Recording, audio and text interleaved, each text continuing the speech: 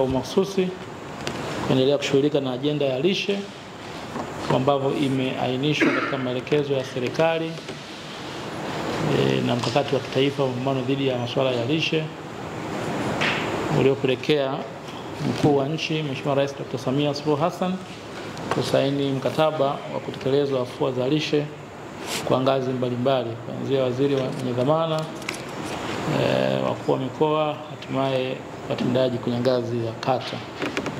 Nichukue nafasi hii kuwapongeza mkurugenzi pamoja na timu kwa kazi kubwa nzuri inayoendelea ya usimamizi wa masuala mbalimbali ya lishe na afua za lishe kwenye mkataba wa lishe. Naendelea kuwapongeza sana kwa jinsi ambavyo mmeendelea kutekeleza siku ya lishe ya kijiji kwa upande wetu ya mtaa. Nimepata bahati na heshima ya kualikwa angalau kwenye matukio matatu nadhani hivi kwa kota iliyokwisha, na nilifika na kujiridhisha kwamba wataalamu wetu wa afya, lakini pia kwa uratibu wa watendaji wa kata na maafisa lishe wetu wanafanya kazi kubwa nzuri sana ya uelimishaji wa wadau katika ngazi ya msingi kabisa. Zaidi ya kuonesha mafungu mbalimbali ya vyakula vinavyopelekea kinachoitwa lishe bora, lakini pia huwa kuna uoneshaji demonstration ya uandaaji wa hiyo lishe bora, na huwa napata nafasi pia kushiriki kupata hicho chakula kilichotayarishwa pamoja na wadau waliokuja, wadau wetu wa lishe. Kwa hiyo pia nawapongeza kwa utaratibu huo, nafikiri ni utaratibu mzuri. Nimefarijika sana kuona katika matukio hayo, na tumia pia fursa hiyo kama tulishauriana huku nyuma kimkakati kutekeleza pia masuala mengine ya kimsingi kijamii na changamoto zetu tunazoshughulika nazo. Kwa hiyo fulani nikifika kwenye matukio hayo nakuta watu wanapimwa uzito, watu wanapimwa afya, shinikizo la damu, lakini pia wanacheki malaria, VVU na viwango vya maambukizi. Kwa hiyo imekuwa ni siku ambayo ina manufaa sasa mtambuka zaidi tu ya ajenda ile ya lishe pekee yake. Katika hili ninawapongeza kwa dhati. Mwenyezi Mungu awabariki sana sana sana kwa jambo hilo.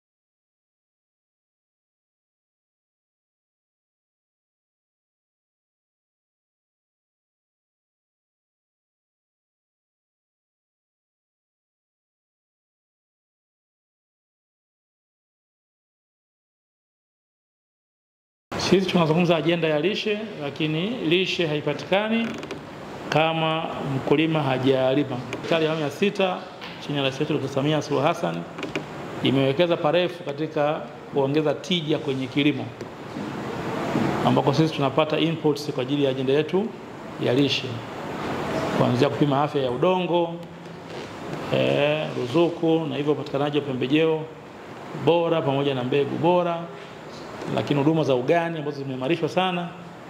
Kwa hivyo niombe kutoa rai tunavyoelekea au tunavyokaribia katika msimu wa kilimo, huko umuhimu mkubwa wa kuwashirikisha maafisa kilimo kwenye maeneo yetu, kufanya kazi pamoja na maafisa afya ili kuya-approach haya mawili kwa pamoja.